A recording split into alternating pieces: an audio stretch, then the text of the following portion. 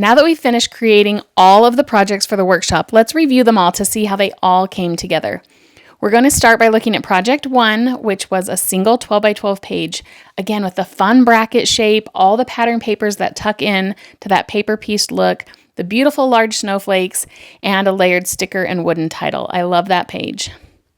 I might have to vote for this one as my favorite of the collection.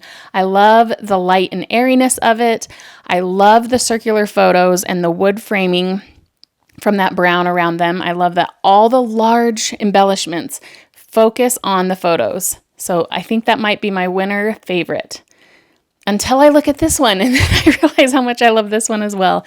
You've got, again, so many things going on here, but it doesn't feel busy at all. It really all grounds to the photos because you've just built this nature scene and it's so fun and unique.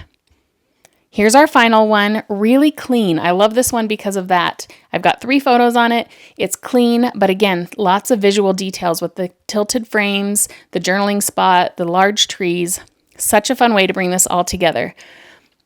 Now we've reviewed all these projects, and I hope if you haven't tried the scrapbooking workshops from Close to My Heart that you'll give them a try because they're all like this in concept, that you get to spend time creating the layouts and enjoying the process of building things, whether it's texture paste that we're using or some other really fun technique, which happens in every workshop, and just enjoying the fact that a lot of the thought process has been done in giving you the pieces you need to give you embellished, detailed, beautiful layouts every time without having to spend a lot of time in the preparation. So we hope you enjoy it, give it a try, and we'll be back with another process video for the next one. So I hope you'll subscribe to our channel and find more inspiration from all the fun products in the Close to My Heart line. Thanks for joining me today.